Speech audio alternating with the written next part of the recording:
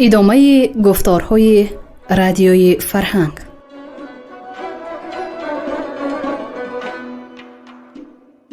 شنونده های عزیز، به توجه شما خوانش بدیعی از روی داستان‌های گرشاسب‌نامه اسدی طوسی در قرائت هنرپیشه شاه مراد ایوبوف.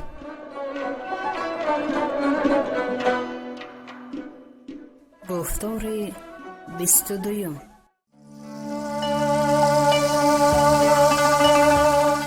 بازگشتن گرشاسب و دیدن شگفتی ها.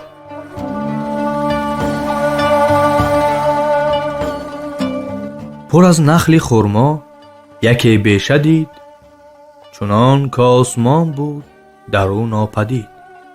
تو گفتی مگر هر درخت زیبار، عروس است آراسته حوروار. از آهو همه بیشه بیش از غضاف، از آن آبی کافورش آمد زیناف. به مرزی بیابان و ریگی روان، گذر کرد از اندوه رستر روان. بسی زر از آن ریگ برداشتند، که یک گام بی زر نگذاشتند. چو از ریگ بگذشت و راهی دراز، بری مرغزار هوش آمد فراز. پر از مرغ رنگین همه مرغزار، به دستان خروشنده هر مرغزار. از آن خیل مرغان جدا هر کسی، گرفتند از بهر کشتن بسی. به آهن همه حلقشان هر کی کشت، بریده نشد جز به سنگی درشت. از آن پس کوه دید برتر ز میغ، که از تیغ او برزدیم ما تیغ. هر آن مرغ پرنده در هوا، که کردی بر آن کوه رفتن هوا. توانش نبودی پریدن ز جای، مگر همچو پیکان دویدن به پای. همانجا دیگر سنگ بود جزع رنگ، ز هر سنگ پیدا نگاری پلنگ. که هر سنگ اگر پاره شد 100,000، به هر سنگش بر بود پلنگ نگار. از آن هر کی بستی یکی برمیان، نکردی پلنگ ژیانش زیان. ز زر و ز یاقوت و در و جمست، در او 4 بود دست داده به دست. سخنگوی هر 4 با یکدیگر، نماینده انگشت و پیچنده سر. نبودش دل و جان و بودشان سخون، ندانیست کس گفتهشان زبون. ولی کر بودی 10 تن از مردمان، جدا هر یک زو و دیگر زبان. ز هر 4 بود گفتگو و خروش، چو گفتار خویش آمدیشان به گوش. دیگر شهر آمد کوچک ز بیش، در او مردمان بود از اندازه بیش. به نزدش یکی چشمه آبگیر، که پهناش نگذاشتی کس به تیر. از آن چشمه شبگیر تا گاهی شام، همه ماهی آورد هر کس بدام. بکردندی آن را به خورشید خشک، چو کافور بود رنگ و بویش چو مشک. کجا هر کسی ریشت زان تافتی، چو از پنبه زو جامه ها بافتی.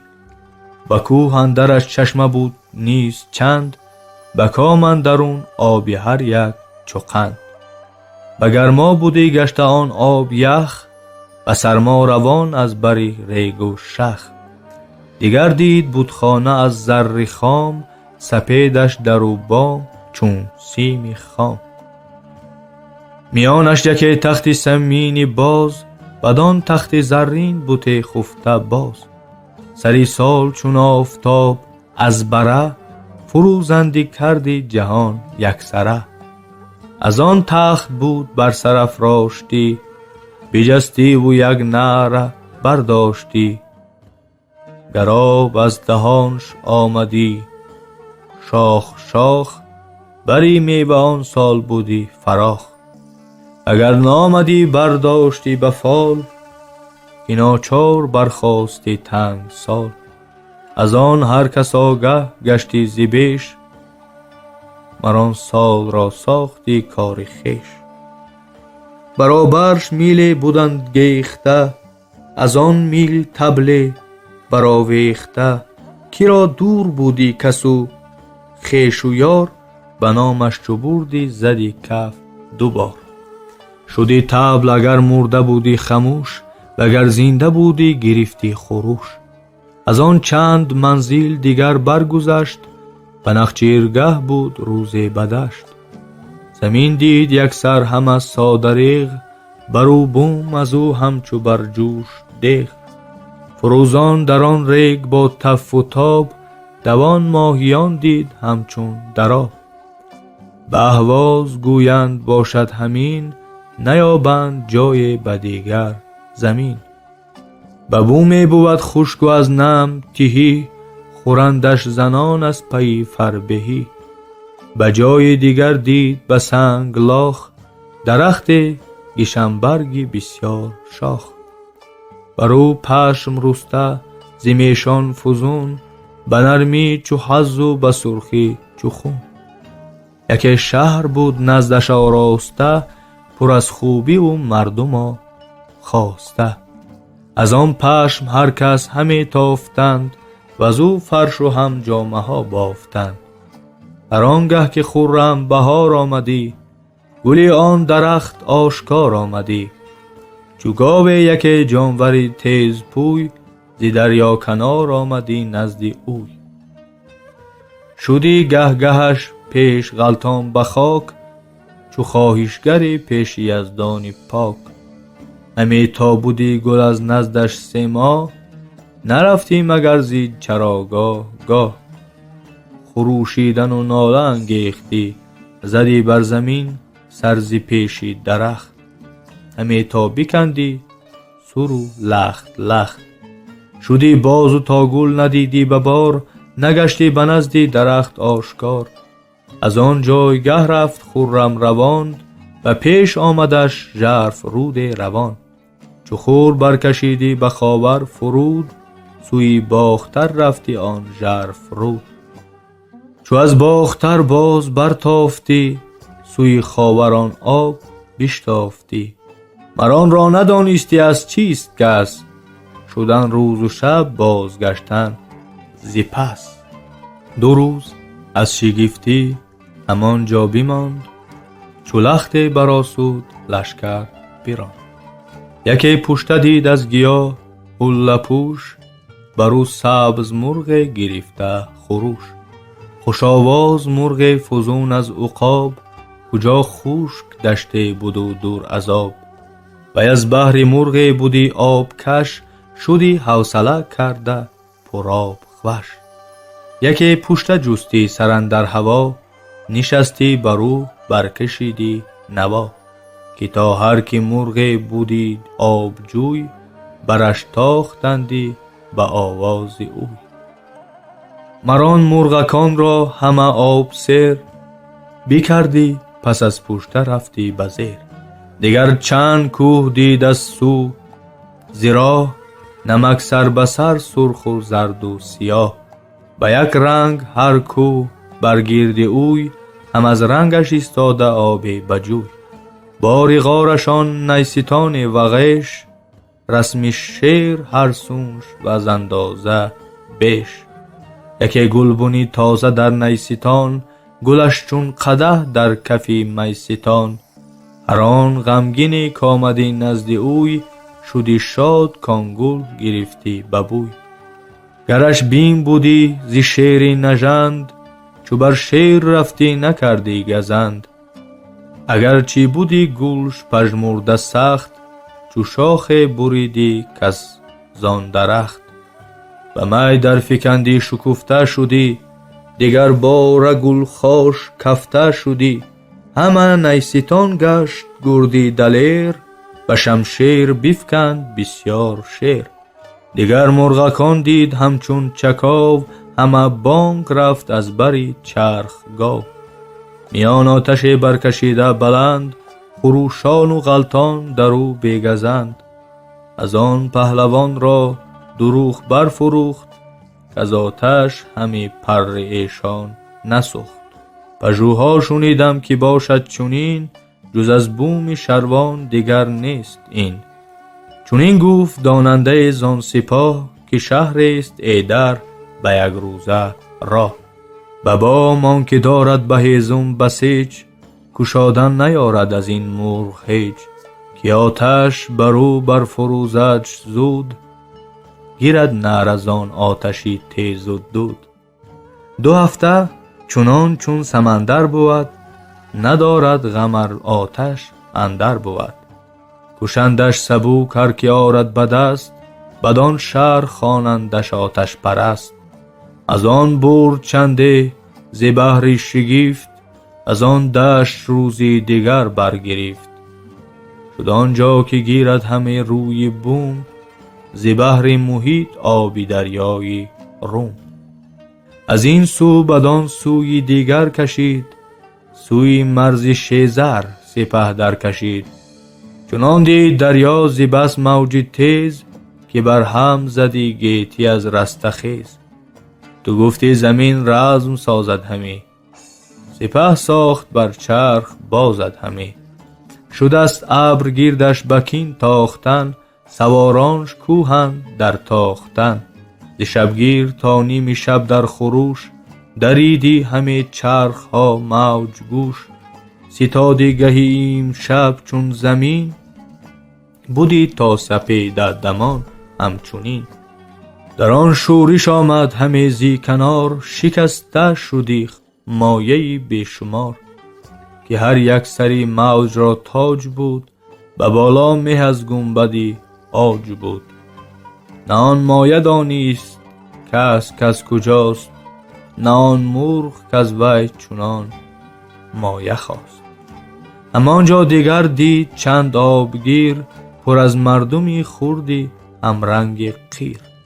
که گرزان یک ساعت دور از آب، بماندی بمردی همه اندر شتاب.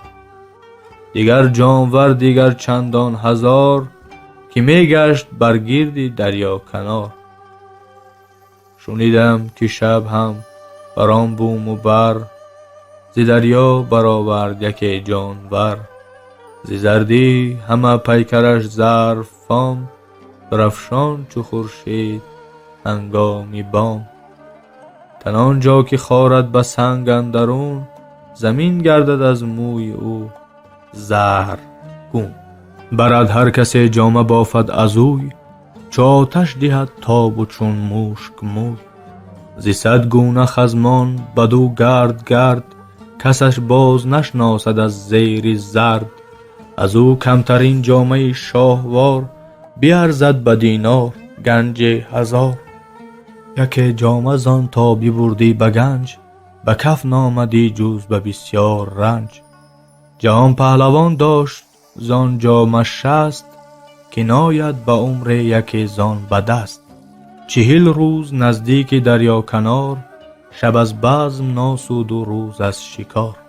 در آن مرز بود بیشه بید و غرو، میانش بن نوش برتر ز سرو. در او روسته گل 100 هزاران فزون، سپیدش گل و برگ زنگارگون.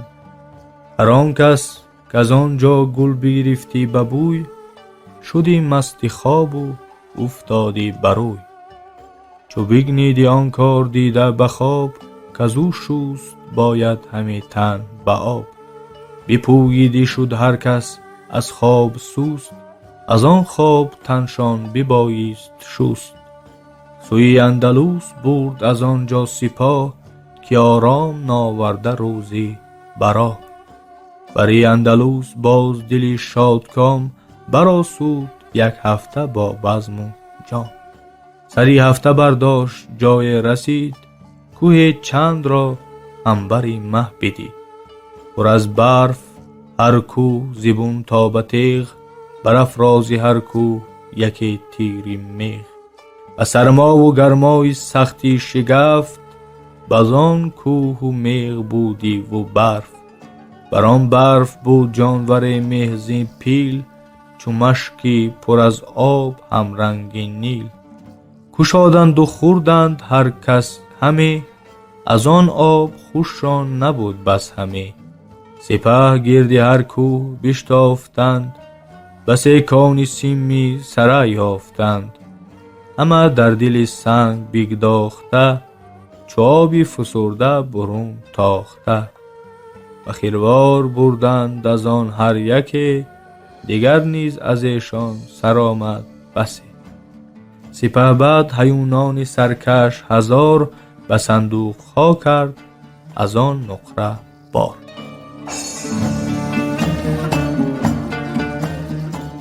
رسیدن گرشاسپ به قرطبه.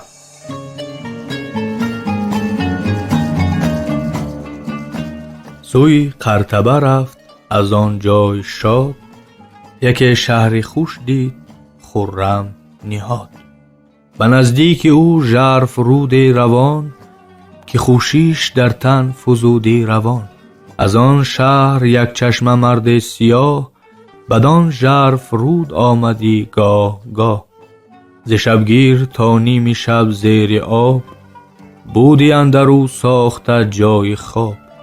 نهال به زیرش غلیجن بودی، زبر چادرش آب روشن بودی. نزاب اندک سر برافراشتی، نه چون ماهیان دم زدن داشتی.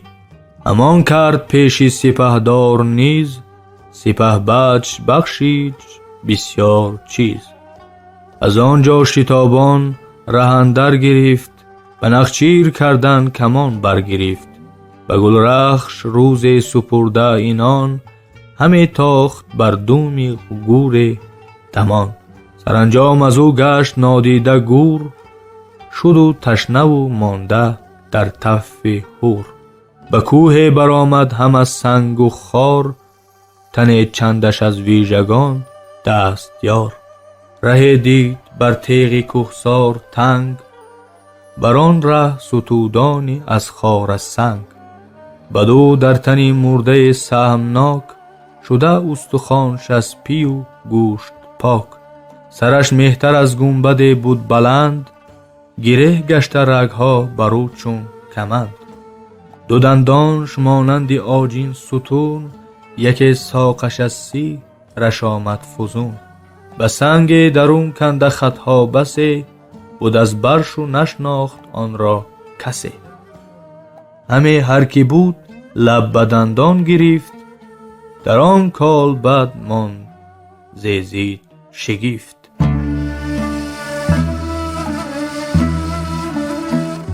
دیدن گرشاسپ بهرمن رومی را و پرسیدن از او.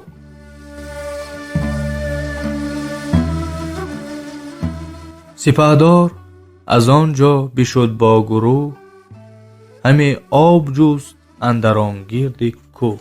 چو آمد بیابان یک کازه دید، روان آب و مرغ خوشی تازه دید. در آن سایه بنشسته شد زاب سیر، سر و تن بشست و برآسود دیر. بهرمن یک پیری خمیده پوشت، برآمد ز کازه عصای بپشت. ز پیریش لاله شده کاخ برگ، ز پس عمرش از وی ستو مانده مرگ. به نزد سپهدار بنشست شاد، به رومی زبان آفرین کرد یاد. پژوهش کنان پهلوانی بلند، چی مردی بدو گفت و سالی تو چند.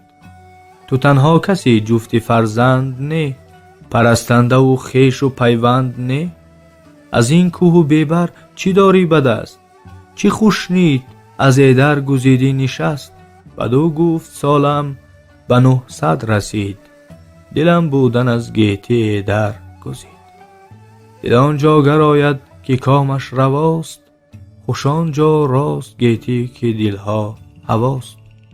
بود چوخت خرم به ویران زیشت، چو بلبل به خوش باغ اردی بهشت.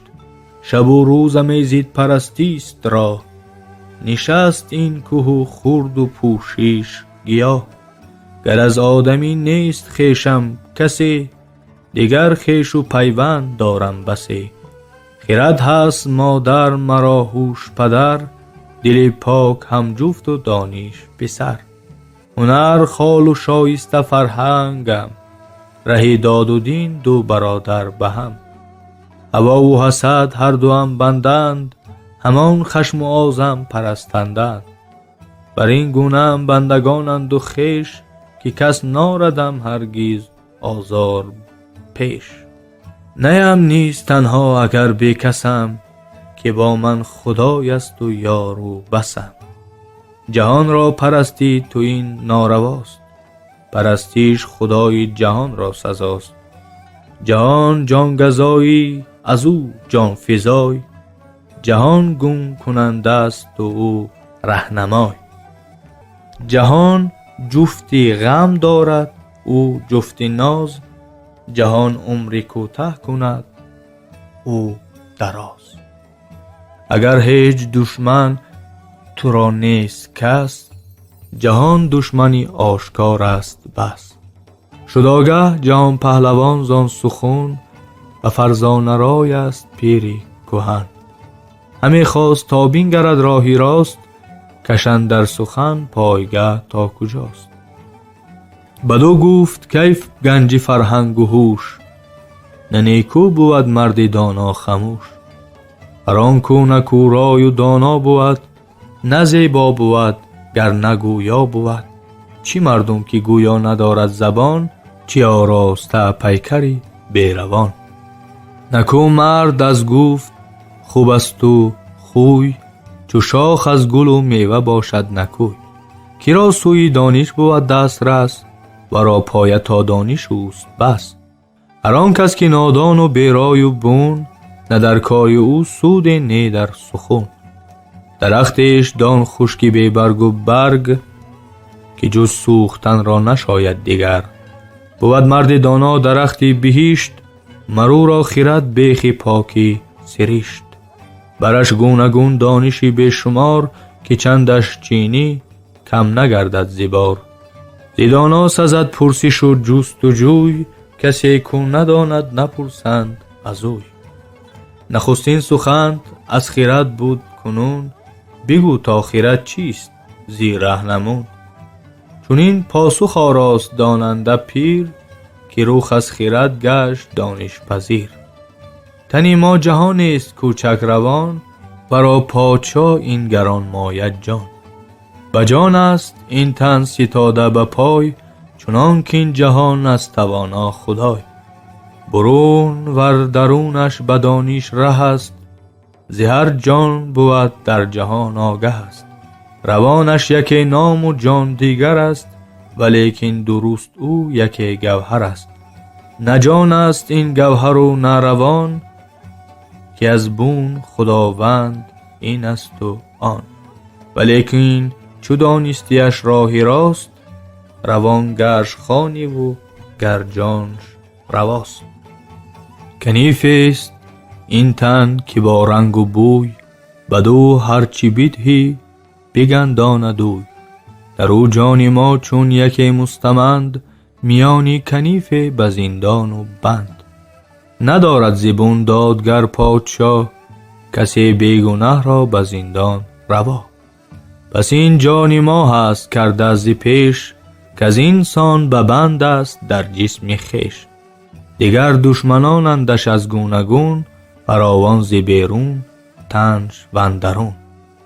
چه گرما چه سرما از اندازه بیش، چه بد خوردنی ها نه بر جای خیش. درون تنش همه بسی دشمنند، چون چی از وی آمد چنانچ از تنند. ز تن سازی تعبش شدن بینوا، از او بغض و آز است و رشک و هوا. دیگر درد و بیماری گوناگون، چو مرگ و چه غمها چه دانش فزون. و افتاده تنها در این بندی تنگ، ز هر روی چندش دشمن به جنگ.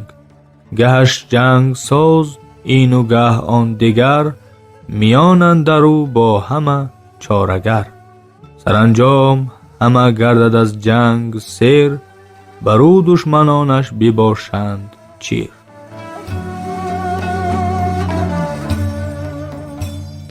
پرسش دیگر از جان.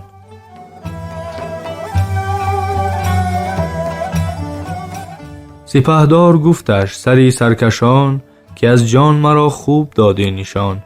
ولیکن چو رفتنش را بودگاه، کجا باشدش جا و آرامگاه؟